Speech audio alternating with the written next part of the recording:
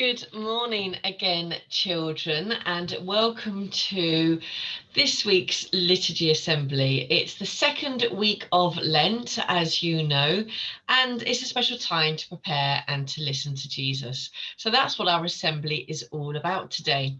We're going to be using a very, very long word, transfiguration. Now, I wonder if you know what that means. It means to change. So when we read about Jesus transfiguring, we are talking about him changing. So hopefully that's got you interested and ready to listen to our very special gospel. As you know, we like to make sure that we've got everything ready for our liturgy assembly. So let's just check. Have you got your candle lit? Have you got the St. Mark's Gospel open at chapter 9, verses 2 to 10? Are you sitting quietly and peacefully? And if so, then we'll make the sign of the cross together. In the name of the Father, and of the Son, and of the Holy Spirit. Amen.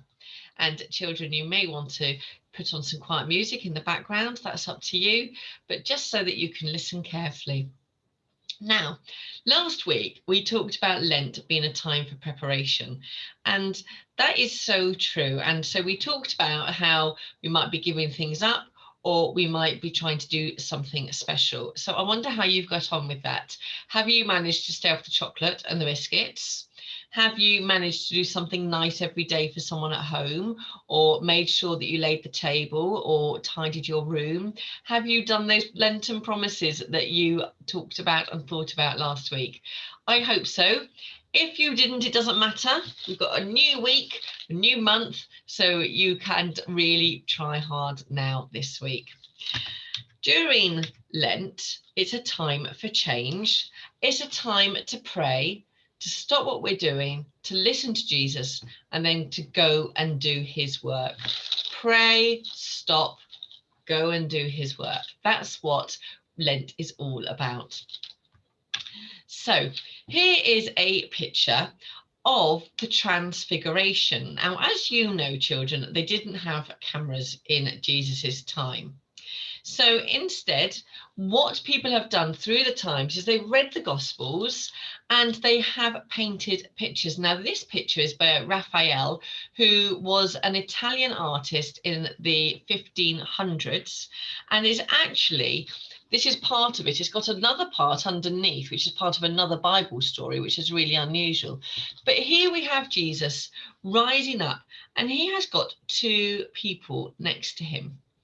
And I wonder if you know who they are. If you went to Mass yesterday or you heard yesterday's Gospel, you may know. But otherwise, you're going to be able to find out when I read the Gospel today. And I wonder if you know who these people are at the bottom. Maybe you can turn to the person next to you and have a little chat. Who do you think they are? Who was often with Jesus when he went for his walks, or when he went to pray, or when he went to meet people and to preach? Well, let's find out, shall we? So we're going to move to the Liturgy of the Word. And here we are. As I said, it is Mark chapter 9, verses 2 to 10. And we will say a reading from the Gospel of St. Mark.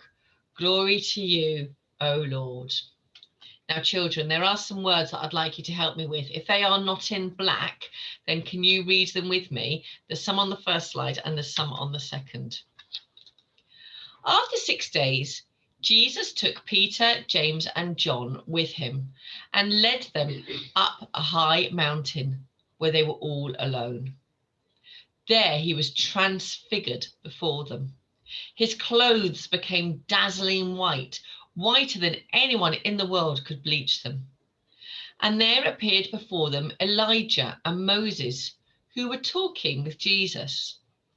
Peter said to Jesus, "Rabbi, it is good for us to be here.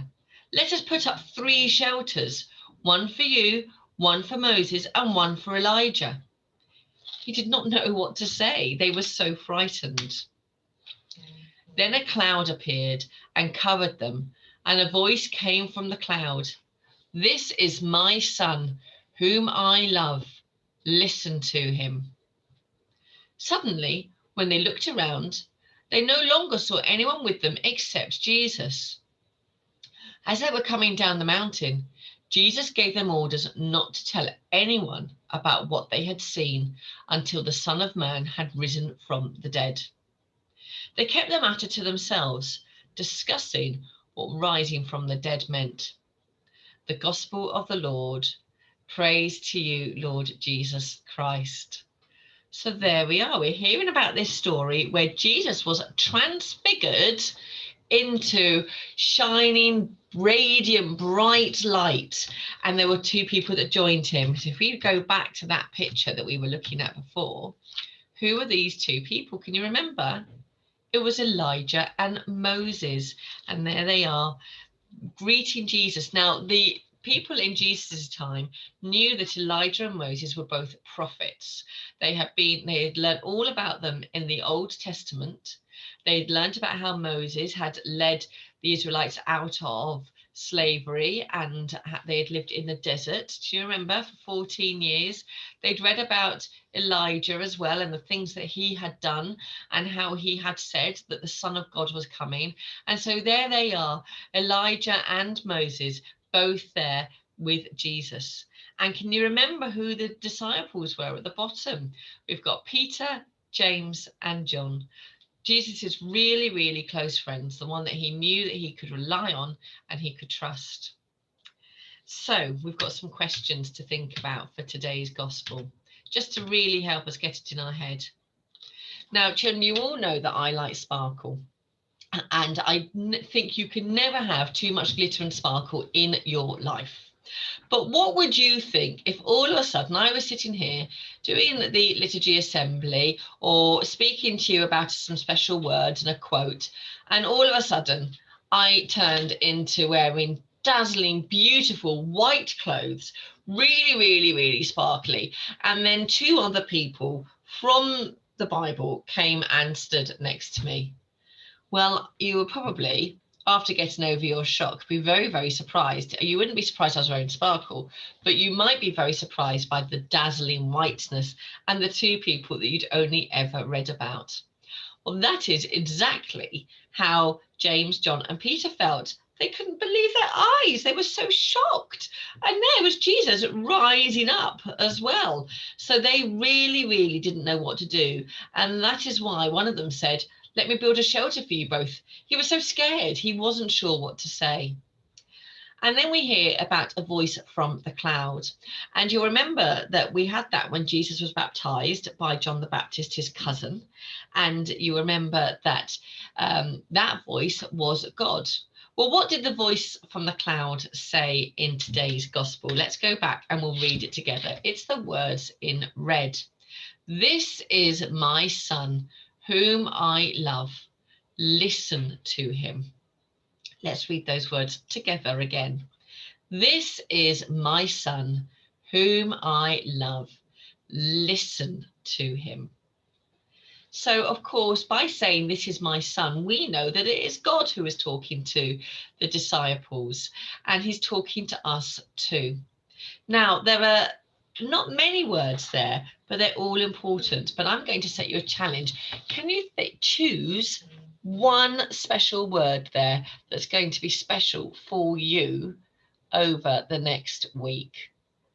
I wouldn't choose the word "this" or "is" or "my," but maybe another word that would mean something special. Two good words could be love or could be listen. And I'm going to choose the word listen. I'm going to make sure that I really listen to the people around me this week, and that I listen to Jesus telling me what the right thing to do is. Now, how do we listen to Jesus? Think about it. Life is so busy, and very soon you're going to be coming back to school, and it's going to be even busier than it's been. So how do we make sure that we have time to listen to Jesus? Do you lie in bed at night and say thank you to Jesus for the day? And do you open up your ears and your hearts to listen to him? Or maybe you start your day like that. How do you listen to Jesus? Every one of us will do it in a slightly different way. There's no right or wrong way to listen to Jesus, so long as we do. Now, as Jesus was walking down the hill with his disciples, he said to them, "Don't tell anybody about what you've seen, not until I've risen from the dead." So why do you think that Jesus said that to his disciples? I have to admit, that's quite a tricky question, and I wasn't quite sure myself. But I think that he said that because he's saying to them, look, there is a plan. God has a plan for me. We've let you into part of the plan, but don't tell anybody yet, because I am going to be crucified and I'm going to die, but I'm going to rise again from the dead in 3 days. Don't tell anybody about what you've seen. When I've risen from the dead, then you can talk about it and help people truly believe that I am Jesus, God's Son, and I have come to take away their sin. So, time now for us to listen. As I was sitting in the office today, I was getting ready for this assembly and to talk to you earlier. And actually, I heard a woodpecker. Can you believe it? A woodpecker in wood green, tapping away at the tree in the woods behind me. So children, I was listening, and I was listening to nature. And some of you may know Jonathan, who is my son. He is making his Holy Communion this year. And one of the tasks that he had to do on Saturday was to listen to the world around him. And there were all sorts of different sounds that we wrote down that we could hear. We could hear the buses, we could hear people talking, we could hear a phone pinging, we could hear the birds singing, we could hear, oh my goodness, there was loads, I can't remember all of them. All different things. But what we didn't write down, and we should have done, might have to go and add it in, is listening to Jesus. Can we hear Jesus? You have to be very quiet and you have to be very still. Maybe we weren't quiet or still enough. So let's take a moment now to be still and silent and to listen to what God is saying and what Jesus is saying to us now.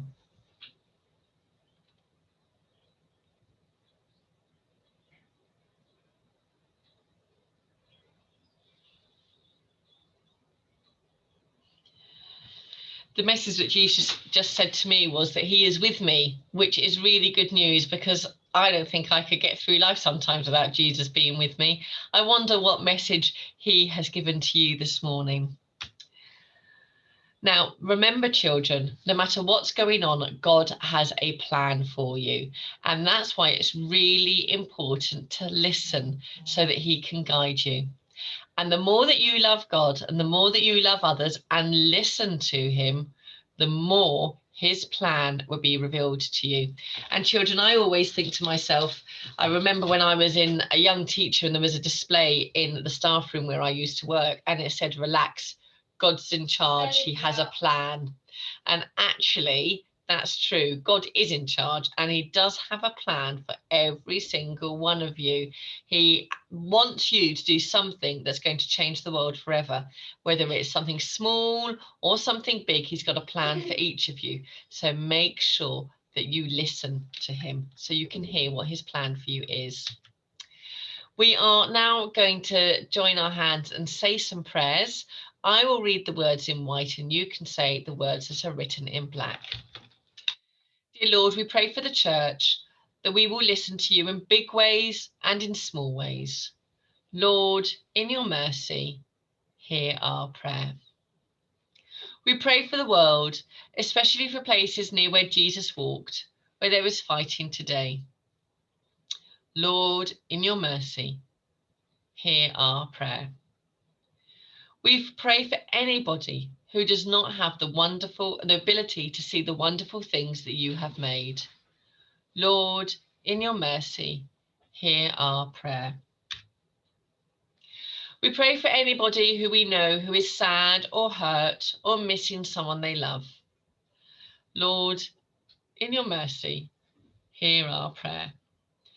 God, help us to listen and to hear and to understand how we should show your love to the world.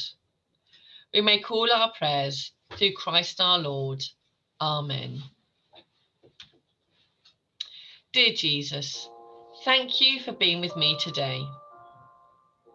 Help me to understand and love you a little more each time I spend time with you. Amen.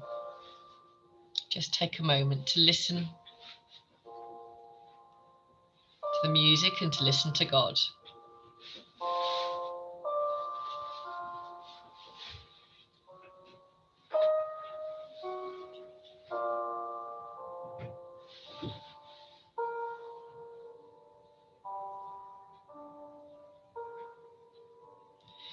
In the name of the Father, and of the Son, and of the Holy Spirit. Amen.